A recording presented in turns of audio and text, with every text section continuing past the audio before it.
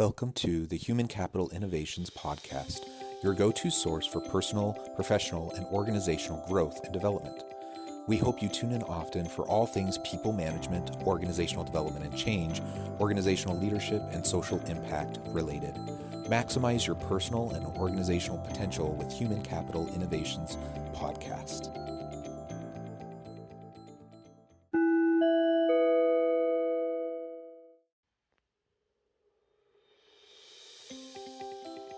Welcome to the Human Capital Innovations Podcast.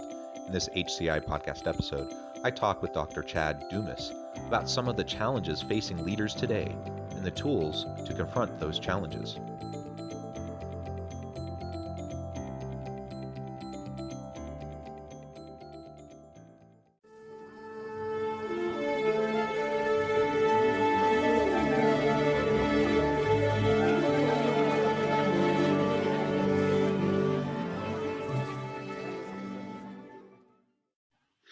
Dr. Chad Dumas, welcome to the Human Capital Innovations Podcast.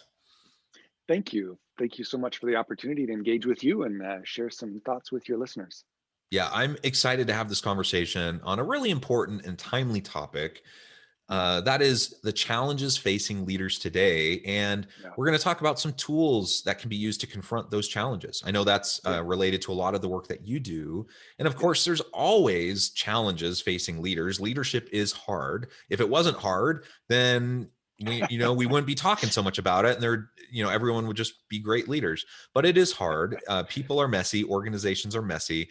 And contexts are constantly changing and shifting. And that's part of the reality we're living in today, is that we've now been in this pandemic moment for, it's been much more than a moment. It's been, going on 14, 15 months, but things are starting to slowly kind of get back to quote unquote normal, open up.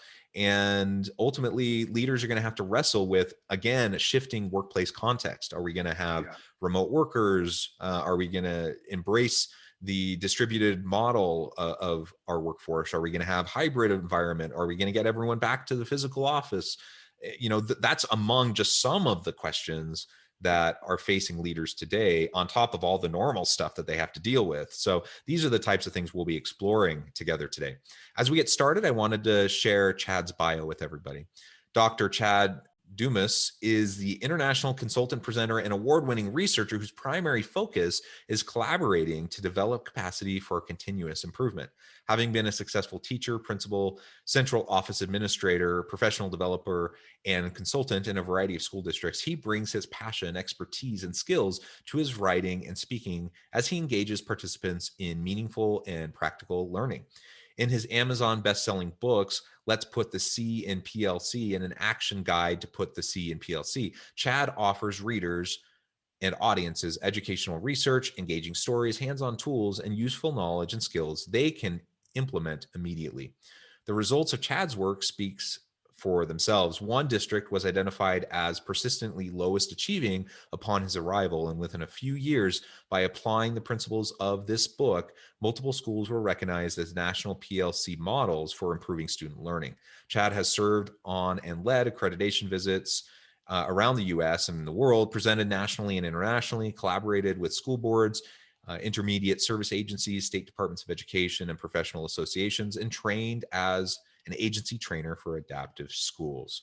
What a tremendous bio. I've interviewed a lot of people from a lot of different backgrounds, but I think you might be the first school administrator and principal and consultant that I've interviewed. Yet, of course, the leadership lessons that we often talk about apply in the educational space just as much as they apply to other places. So again, welcome to the podcast. Is there anything else you would like to share with listeners by way of background or personal context before we dive on into the conversation?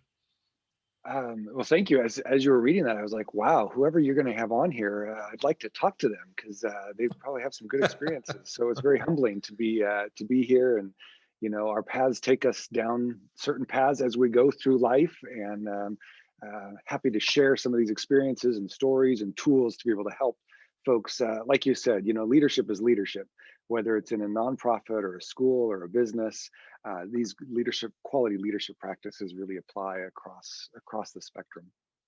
Yeah, absolutely.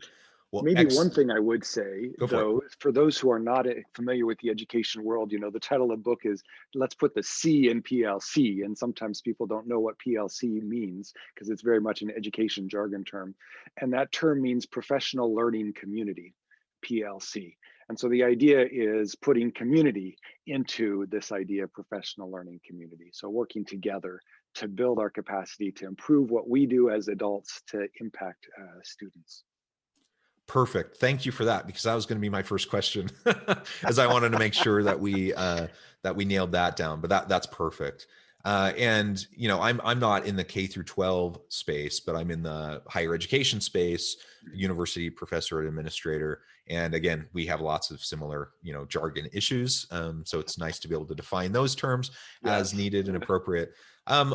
Okay, so as we really dive on into the conversation, tell us about some of the common challenges you see facing leaders today. And that can be specifically within the education space, but also more generally. Yeah. So when I think of challenges, my mind goes to not only my experiences, but one of the great educational leaders is Michael Fullan. And he talks about the challenge of educational leaders. And I think this applies to leaders at any level. There's three challenges. And one is to make sure that we're limiting our initiatives.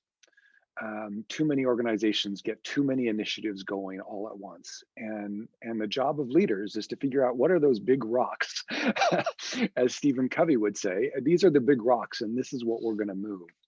So that's the first challenge is helping to figure out what those big rocks are. The second challenge facing leaders, I think, is now, okay, so now that you've got those big rocks identified, now what are you going to do about it? So building capacity of people around you to be able to meet those challenges, to meet those needs of those big rocks. And then I think the third big challenge of any leader is to set up systems for mutual accountability, because we know that top-down accountability really doesn't work. It might work in the military, but in organizations where people are voluntarily there, for a paycheck or otherwise, they're still there at some voluntary level.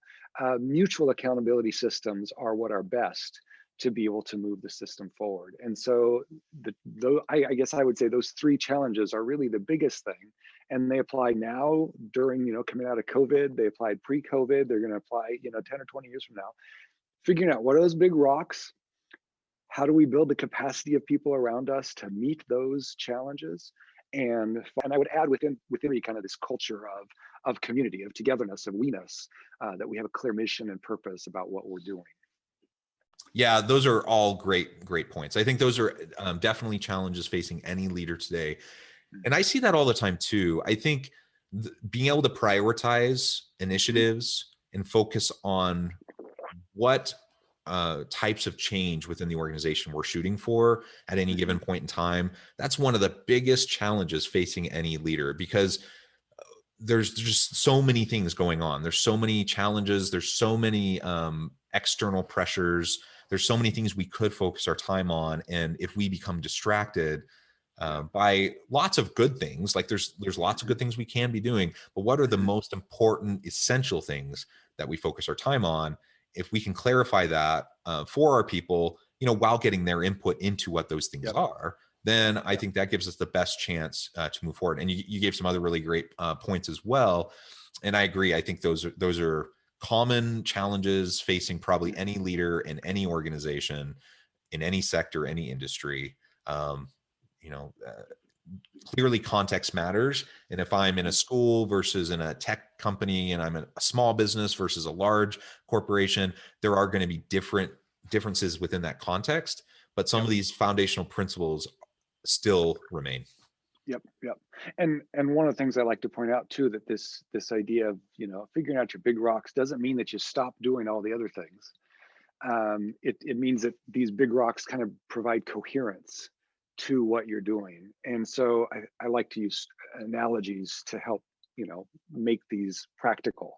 And so, for example, if my wife and I set out to have a goal of building relationships with our neighbors in our community, in our neighborhood community, that's a big goal that then focuses our efforts.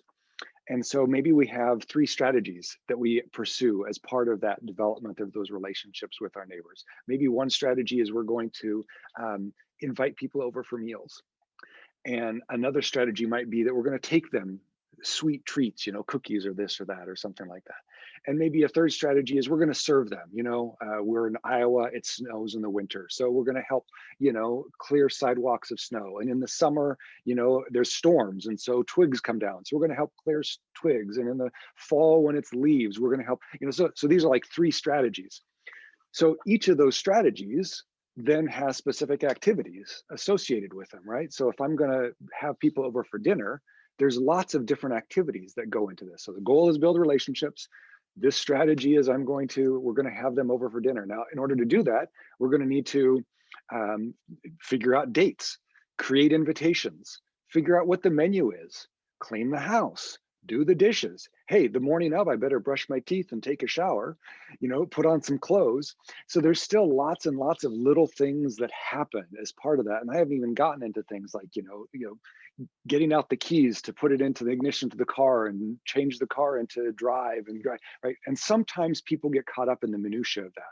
And they say, we're doing so many things around here, when in reality, those are all little small activities that have to go into the bigger. And so that bigger idea of building relationships with the neighbors, that creates coherence.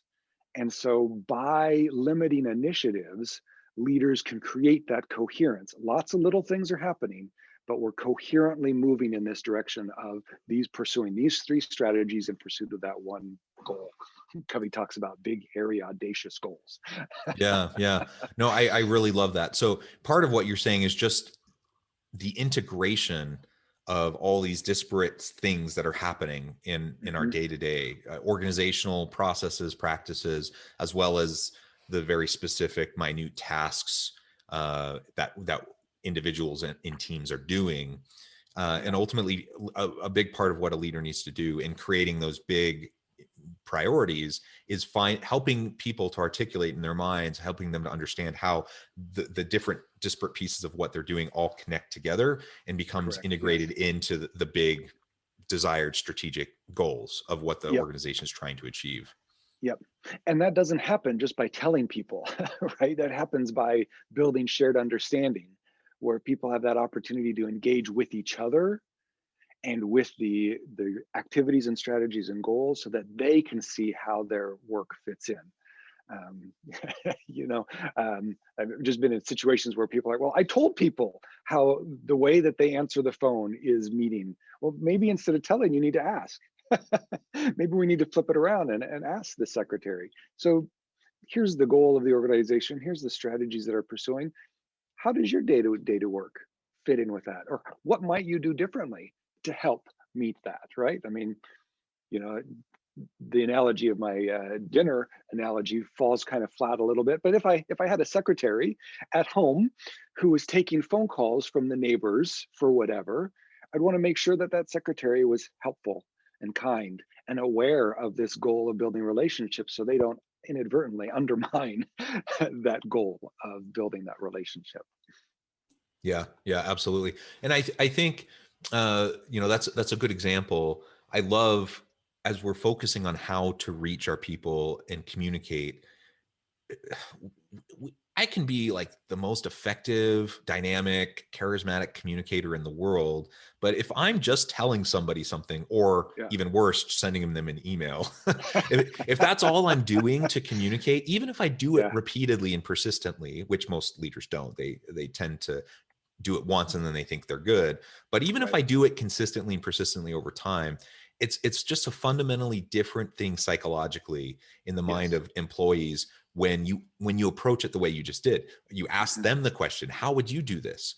Now, that doesn't mean you can't still kind of guide the conversation and make sure that they're addressing some of the points you feel is important. But as you ask those guiding questions, then you help them to discover their own answer. And Yep. and Yep. thereby you're empowering them, you're creating buy-in, Mm. you're generating more commitment, because they're not just doing something because you told them to, but they're doing something because they see the connection to the larger vision, mission, purpose, and strategy components.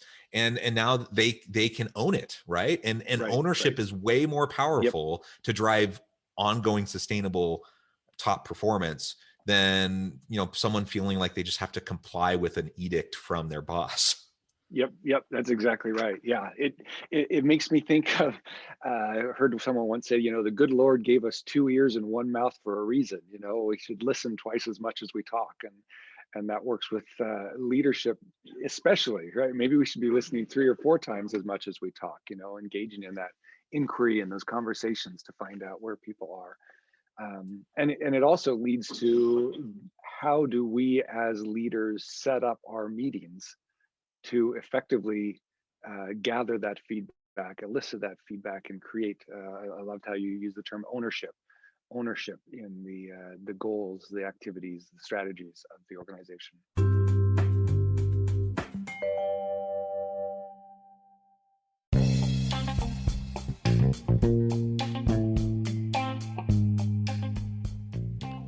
I'm excited to announce the publication of my new book from HCI Press, The Alchemy of Truly Remarkable Leadership: Ordinary, Everyday Actions That Produce Extraordinary Results. Consider how the nature of work has shifted over the past 50 years. With increased globalization, rapid technological advancement, and the shift in economic composition, the average job of today looks very different than the average job of 50 years ago. What will the jobs and organizations of tomorrow look like? Moreover, what does this all mean for organizational leaders? What are the core competencies and capabilities of organizations and their leadership that are prepared for continued disruption and geopolitical and socioeconomic shifts? Regardless of what the future holds, increasingly, leaders need to be socially minded, data-driven, decisive, champions of talent, and disruptors of the traditional notions of leadership, teams, organizations, and work. The Alchemy of Truly Remarkable Leadership will help you to explore your own leadership competencies and capabilities and consider ways to apply and implement them into your workplace and personal life.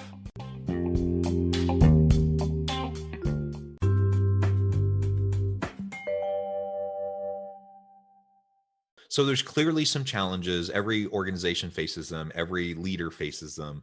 Leadership is tough work. People are messy. Organizations are Mhm. messy. Yeah. What are some of the tools that you use when you're working with clients to try to help them develop their capacities and capabilities around leadership?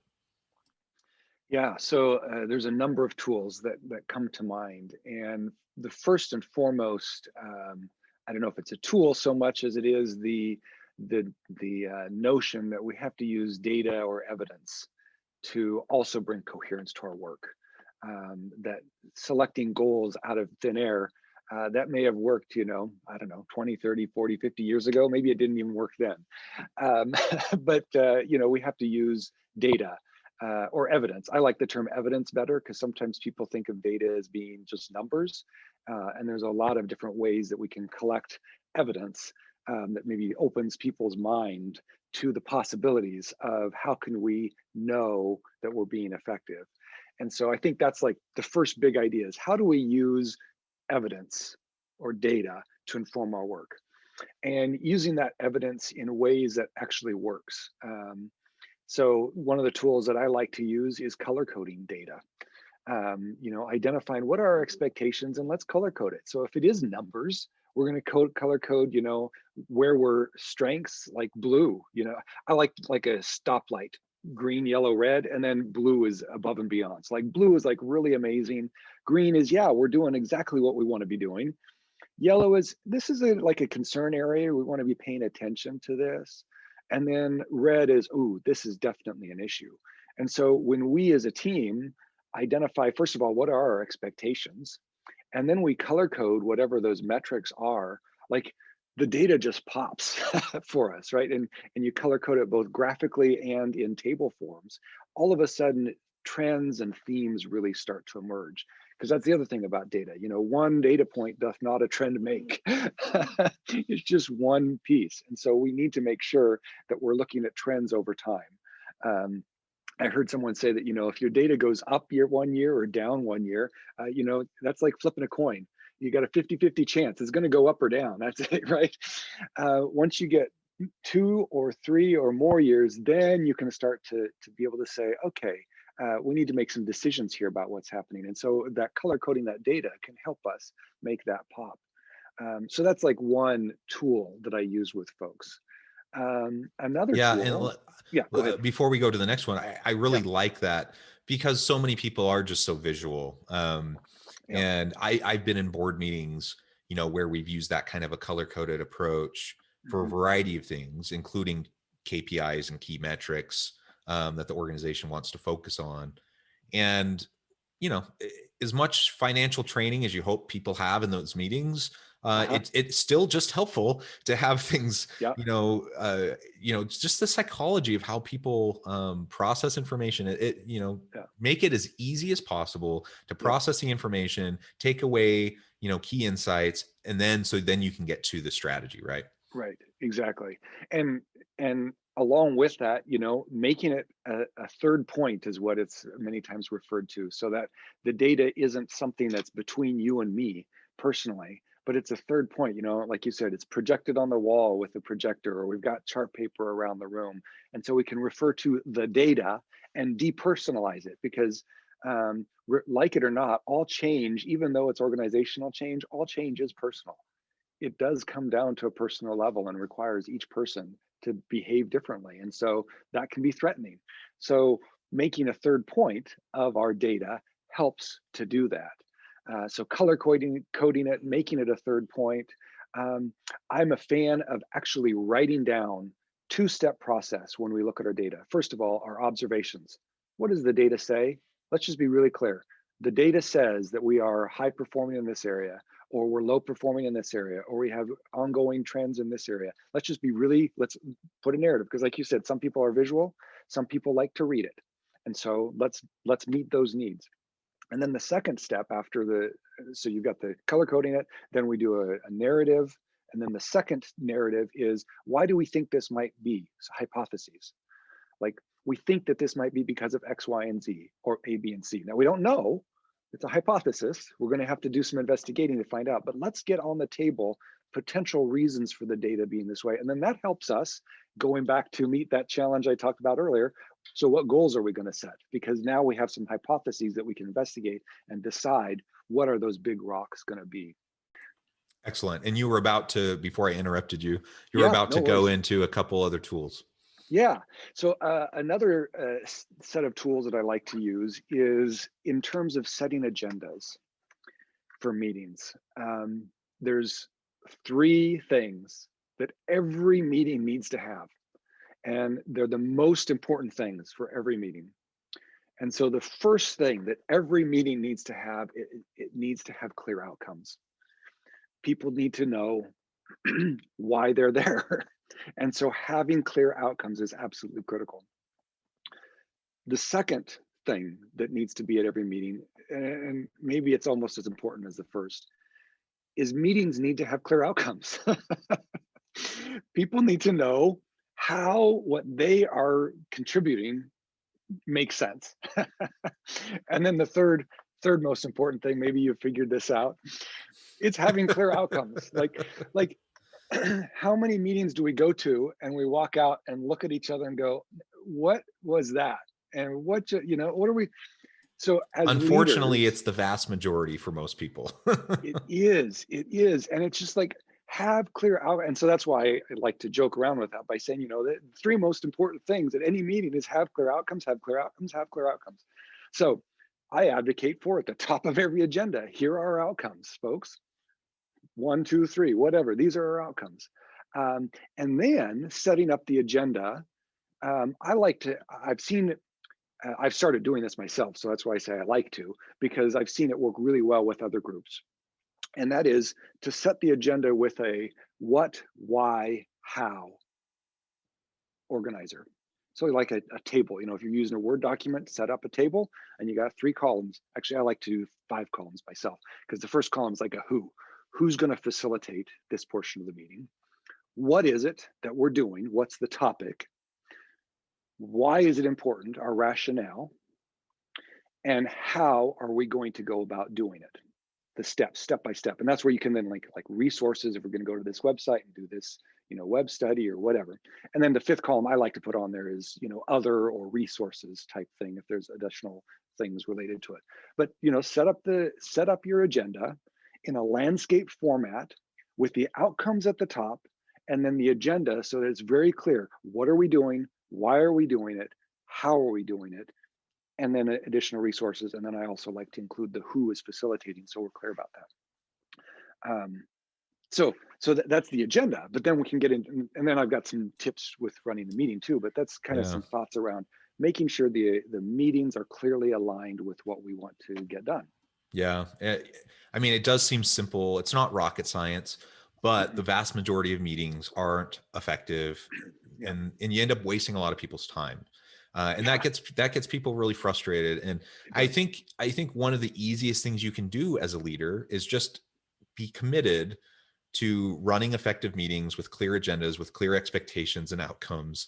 And just, if you can run effective meetings, even if you're not great in other areas of leadership, people are going to think you're a pretty good leader. So, this is very true. So that's something at least you can work on a little bit. Well, Chad, it has been a real pleasure talking with you. I recognize we're about to the end of our time, and I want to be respectful of your time. But before we close, yeah, time flies. Before we close, though, I wanted to give you a chance to share with listeners how they can get connected with you, find out more about your work, and then give us the final word on the topic for today.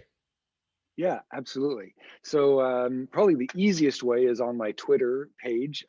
My handle is @ChadDumas, ChadDumas.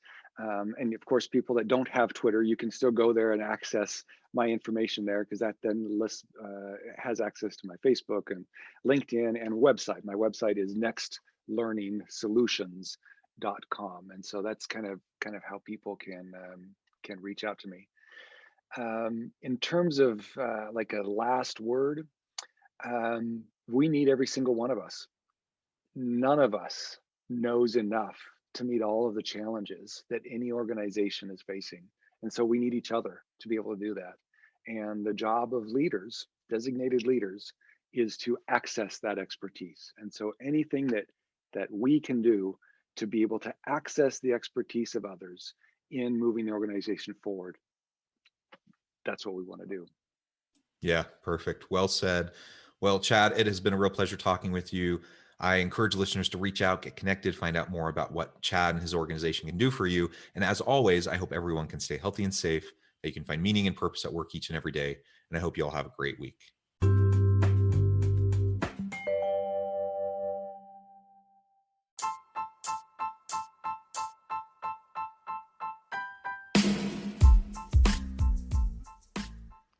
We are excited about the launch of HCI's new magazine, Human Capital Leadership. Human Capital Leadership is a free, interactive e-magazine designed to help individuals, leaders, and organizations find innovative approaches to maximize their human capital potential.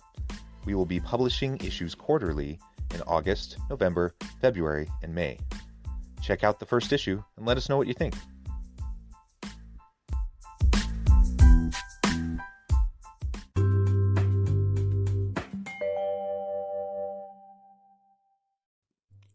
Thanks again for joining us for this episode of the Human Capital Innovations Podcast. I hope you stay healthy and safe and that you have a great week.